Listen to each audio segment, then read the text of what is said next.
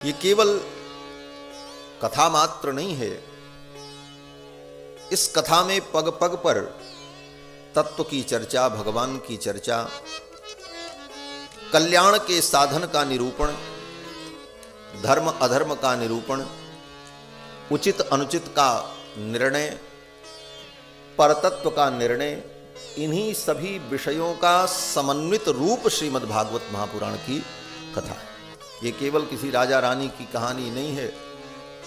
एक था राजा, एक थी रानी, मर गया राजा, खत्म कहानी।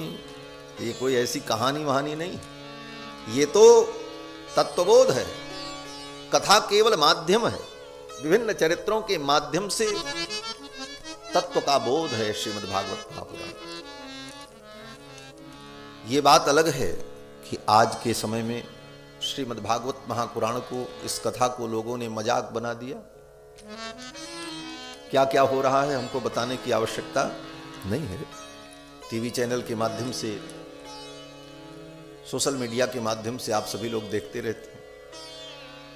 कथा कम, नौटंकी ज्यादा, और कितने कितने बीभत्स दृश्य कथा में प्रस्तुत हो रहे हैं। इसीलिए बुद्धिजीवी वर्ग जो है, जो बुद्धिमान हैं, गंभीर लोग हैं, वे उन लोगों को इन चीजों से धीरे धीरे अनिच्छा होने लग जाती है कि ये फुहड़पन, ये मजाक। जहां पर आत्म परमात्म चिंतन होना चाहिए, वहां पर केवल लोकरंजन, और वो भी लोकरंजन का उद्देश्य केवल इतना कि हमें धन मिले, हमारा नाम हो, लोग हमको जाने, लोकैषणा वित्तैषणा, मात्र इतने के लिए। इस अमृत कथा का दुरुपयोग, यह वास्तव में सनातन धर्म के लिए एक बहुत बड़ा विचारणीय विषय है। बंधुओं, सूत जी महाराज ने शौनकादि मुनियों को आश्वस्त किया कि आपके हृदय में प्रीति है, इसलिए मैं आपको कथा सुनाऊंगा। प्रीति ही शौनक चित्ते ते ह्यतो बच्मि विचार्य च सर्व सिद्धांत निष्पन्नम संसार भयनाशनम। सर्व सिद्धांत निष्पन्नम, समस्त सिद्धांतों का जो सार है वो श्रीमद् भागवत है। और इसका फल क्या है? बोले संसार भयनाशनम। ये संसार के भय का नाश करने वाला है। ये कथा क्या करती है? बोले भय का नाश करती है। बस ये भय नाश करने वाली कथा है। बोले क्या भय है? बोले सबको भय है। जितने लोग बैठे हैं सब भयभीत हैं। हाँ, सब, हम आप सब। ऐसा नहीं कि केवल आपको मैं कह रहा हूं, हम आप सब, और भी जितने लोग हैं जो यहां नहीं बैठे वो भी भयभीत हैं। किस चीज से? बोले सबको भय है। किसी को भय है कि कहीं ये चीज बिगड़ न जाए, किसी को भय है ये चीज छूट न जाए। पग पग पर व्यक्ति को भय व्याप्त है। और सारे भय का अगर समन्वित रूप देखा जाए तो एक भय है संसार छूट जाने का भय, और जो छूटेगा ही छूटेगा। सबके अंदर संसार के छूटने का भय भरा हुआ है, और उसी भय से भयभीत होकर के व्यक्ति सब कुछ कर रहा है। कहीं हमारा ये न बिगड़ जाए, कहीं वो न बिगड़ जाए, बेटा न छूट जाए, बाप न छूट जाए, भाई न छूट जाए, शरीर न छूट जाए। सब छूटने का भय है, और सब छूटेगा पक्का है, इसको कोई रोक नहीं सकता। इस भय से हर व्यक्ति परेशान है, और सबके अंदर यह भय व्याप्त है। दूसरे शब्दों में कहा जाए तो नाश का भय। और इसे दुनिया की कोई ताकत रोक नहीं सकती। ये तय है, समय आने पर सब कुछ नष्ट होगा, सब कुछ छूटेगा, कुछ अपना है ही नहीं। जब तक है तब तक है। इसी भय से हर प्राणी भयभीत है। जो प्रधानमंत्री के पद पे बैठा उसको भी भय है कहीं पद न छूट जाए, आगे मिलेगा कि नहीं मिलेगा इसका डर है, वो भी डरा हुआ है। हर व्यक्ति को भय है, और इसी भय की संज्ञा है संसार भय। ये भय यही है संसार में। इस भय का नाश कैसे हो? हर क्षण हम भयभीत हैं, डरे हुए। और इसीलिए मंदिरों में, तीर्थों में जो भीड़ लगी है, उस भीड़ में 2% लोग, 1% लोग हैं जो प्रेम से भगवान की भक्ति में गए, बाकी लोग भय से गए हुए हैं, भय से। एक कविता की पंक्ति मुझे याद आ रही है, किसी कवि की रचना थी पाप के ऊपर। पाप की सब लोग निंदा कर रहे थे, पाप पाप पाप पाप बड़ा खराब है। तो पाप मूर्तिमान होकर के प्रकट हो गया और पाप ने कहा भाई मेरी भी सुन लो, बोले तुम क्या कहना चाहते हो? पाप ने कहा सवेरे से शाम तक आप लोग मेरी आलोचना कर रहे हो, पाप पाप पाप, लेकिन मेरा महत्व तुमने समझा? बोले क्या महत्व है तुम्हारा? पाप ने कहा मेरा इतना बड़ा महत्व है, अगर मैं न होता तो ये मंदिर न होते, ना मंदिरों में भीड़ होती। पाप ने कहा कि अगर कहीं मैं जन्म न लेता, धरा बनी ये मशान होती, न मंदिरों में मृदंग बजते, न मस्जिदों में अजान होती, कोई न जाता। क्यों? बोले सब डरे हुए, ये संसार का भय कैसे छूटे? इस भय को छुड़ाने के लिए ही श्रीमद् भागवत कथा। अगर इसे आत्मसात कर लो तो जीवन निर्भय हो जाएगा। सब कुछ करते हुए भी कहीं आपको भय नहीं होगा। रात दिन लोग डिप्रेशन में हैं, टेंशन में हैं। ये क्या है? भय ही तो है। भय के कारण ही तो डिप्रेशन है, टेंशन है, बिगड़ने का भय, और जो बिगड़ेगा ही तय। बोले इस बस भय को कैसे दूर किया जा सकता है? बोले केवल समझ के द्वारा। बस अपने मन को, मस्तिष्क को, बुद्धि को समझाना है, और समझ में आ गई बात तो फिर कहीं कोई भय नहीं है। इसीलिए सूत जी महाराज कहते हैं संसार भयनाशनम, ये कथा संसार के भय का नाश है। संसार का भय दूर हो जाए, निर्भय होकर के थोड़ी देर जी करके देखो कितना आनंद मिलता है। जो आनंद मिल रहा है उससे अनंत गुणित आनंद का अनुभव होगा निर्भय हो जाने पर, फिर तो कोई भय ही नहीं। बंधुओं, सूत जी कहते हैं हे मुनियों, काल ब्याल मुख ग्रास त्रास निर्णास हेतवे, ये कथा जो है काल रूपी ब्याल के मुख में बैठे हुए जो लोग हैं उनके भय को दूर करने वाली। काल ब्याल मुख ग्रास त्रास, ये सबके पास है। पंक्तियां थोड़ी कठिन हैं लेकिन समझना। काल माने जो काल है, समय चक्र, वही काल। और उस काल के गाल में हम आप सब बैठे हैं, काल से बाहर नहीं। आपके चारों तरफ काल है।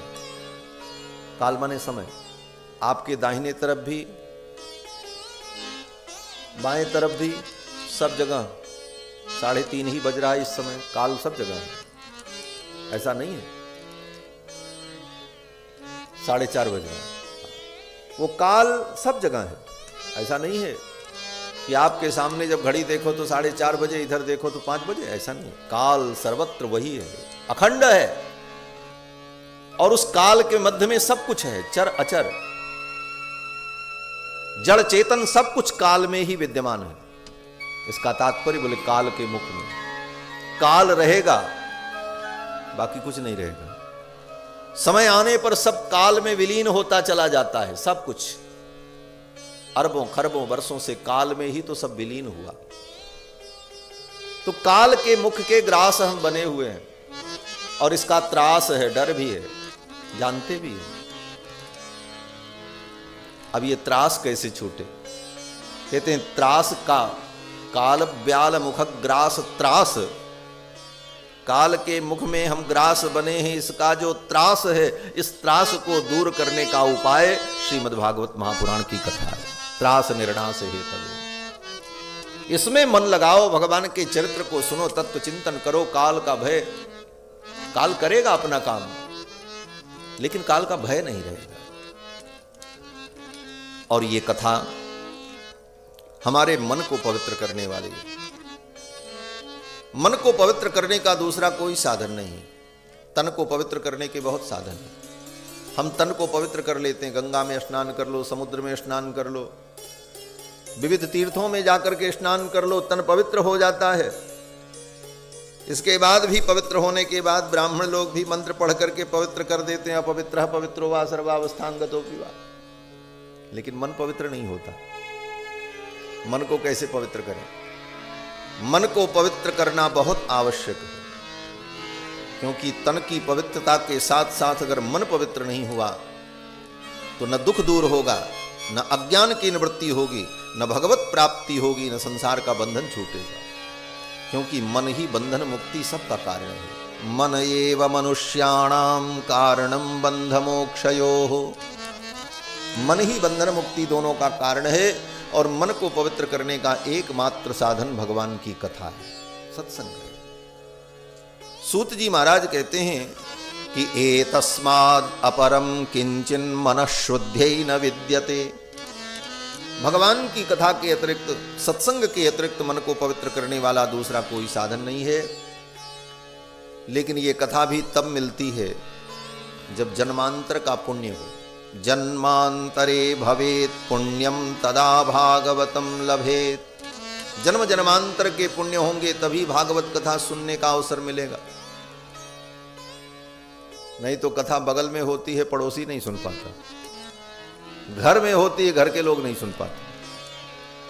पुण्य नहीं। जब तक पुण्य नहीं होगा और भगवान की कृपा नहीं होगी, तब तक भगवान की कथा आप सुन नहीं सकते। कथा में बैठोगे भी तो आपका मन नहीं लगेगा। धीरे से मोबाइल देखने के बहाने उठ के आदमी चला जाएगा। ऐसे 3 घंटे पिक्चर देखने को कह दो तो देखेगा व्यक्ति। 3 घंटे नाच देखना हो तो व्यक्ति देख लेगा, उसमें मन नहीं उबेगा। लेकिन अगर पुण्य नहीं है तो कथा में आपका मन नहीं लगेगा।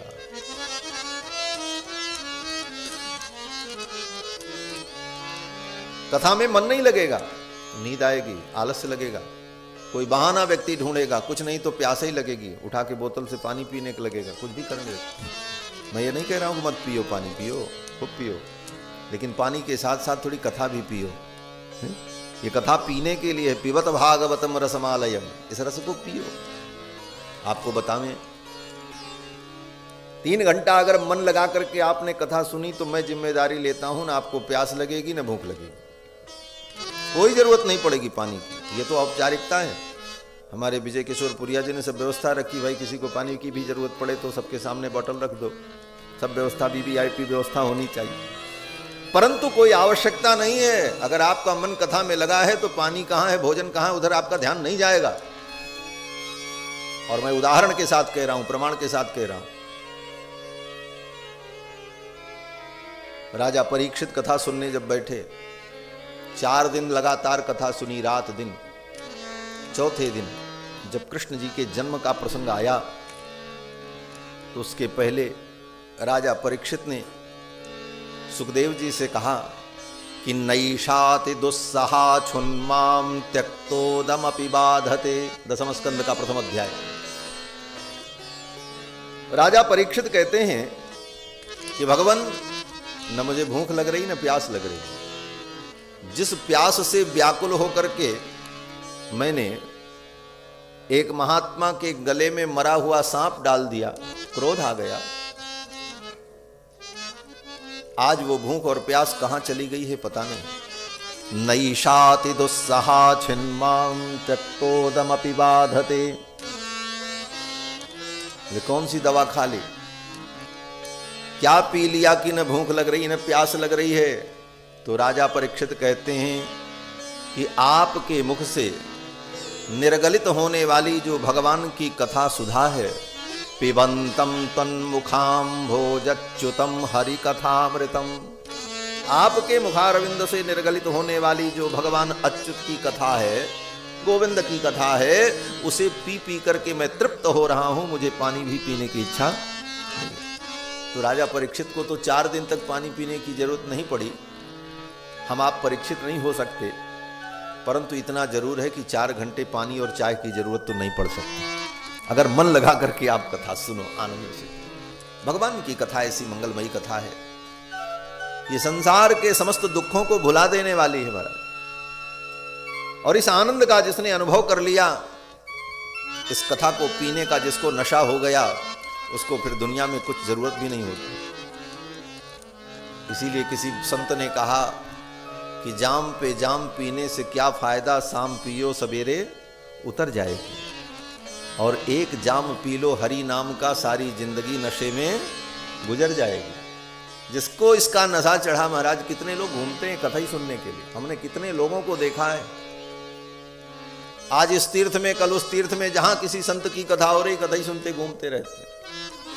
उसका नशा हो गया जीवन में। और सनक सनंदन सनातन सनत कुमार जो ब्रह्मा जी के मानस पुत्र हैं, उनके जीवन का सबसे बड़ा व्यसन अगर कुछ है तो भगवान की कथा है। रामायण में गोस्वामी तुलसीदास जी महाराज लिखते हैं, आसा बसन व्यसन यह नहीं, आसा बसन व्यसन यह नहीं, रघुपति चरित होहि ताह सुनहि, रघुपति चरित होहि ताह सुनहि, रघुपति चरित होहि ताह सुनहि, रघुपति चरित होहि ताह सुनहि, आसा बसन व्यसन यह नहीं, आसा बसन व्यसन यह नहीं।